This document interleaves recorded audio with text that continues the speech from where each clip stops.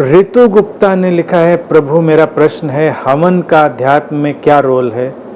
मेरे गुरुजी जिनसे मैंने दीक्षा ले रखी है वो हर रोज सुबह शाम हवन करते हैं, मेरा मन नहीं करने का, प्लीज मार्गदर्शन करें।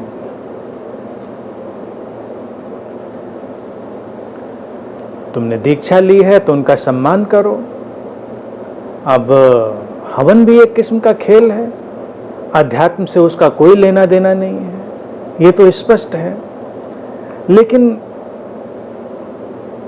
अध्यात्म में गुरु हों या कई लोग हों, वो परंपरा से कुछ बातों को स्वीकार कर लेते हैं, परंपरा से बहुत सारे खेल भी आ जाते हैं पास में, तो वो उस खेल को जारी रखना चाहते हैं, अच्छा लगता है उनको, तो ठीक है, वो खेल के तौर से अच्छा है। लेकिन हवन का अध्यात्म से कोई लेना देना हो, आत्म विकास से कोई लेना देना हो, तो इस बात को तो भूल कर भी नहीं अपने अंदर डालना है।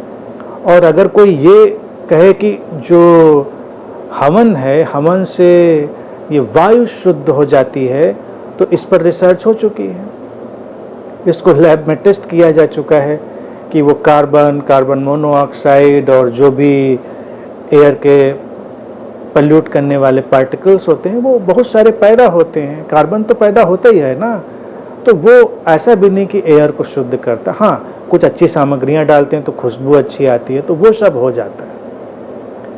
जैसे एक रिसर्च में देखिए पाया गया था कि जो स्मोक है वो नुकसान करता है, धुआं नुकसान करता है, अगरबत्ती का धुआं भी नुकसान करता है और सिगरेट का धुआं भी नुकसान करता है।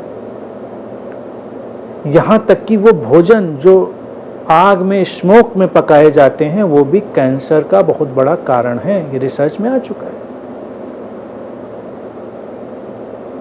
बहुत सारी ऐसी डिशेज है ना जिसको हम सीधे कोयले के ऊपर धुएं में, आग में पकाते हैं, तो कैंसर का रीजन है। वो कार्बन को ट्रैप करते हैं अपने फूड में, तो वो कार्बन का ट्रैप होना हमारे बॉडी माइंड के लिए बेहतर नहीं है।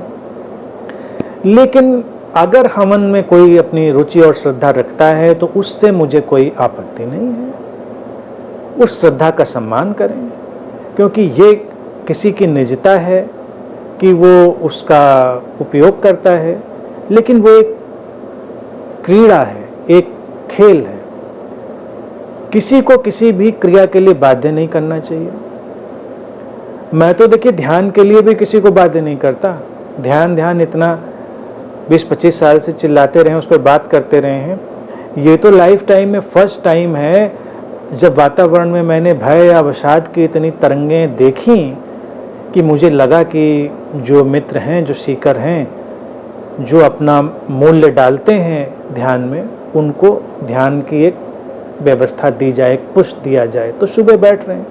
अन्यथा मैं कह देता हूँ अच्छा ठीक है ध्यान करो। अनंत में आने वाले 20 साल से जो लोग हैं उनसे तुम पूछो, उनसे मैं कभी पूछता ही नहीं कि तुम ध्यान करते हो, ध्यान में बैठते हो कि नहीं बैठते हो।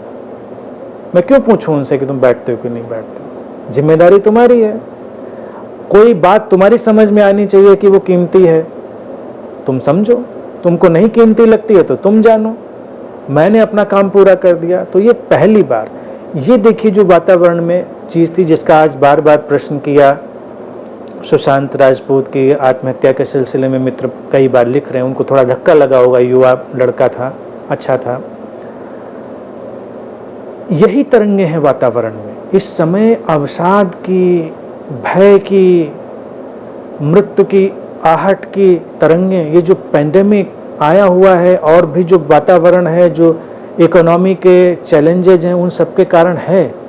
तो इसीलिए ये सुबह का ध्यान मैंने आप लोगों को उपहार स्वरूप अभी शुरू किया है।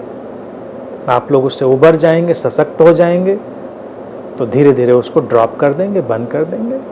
फिर आप मस्त रहिए अपनी जगह। फिर हम आपसे पूछेंगे भी नहीं कभी कि कभी ध्यान में बैठते हो कि नहीं बैठते हो। ज़रूरत क्या है? तुमने समझा तो ये तुम्हारी जिम्मेदारी है, उसको अपने जीवन में शामिल करो।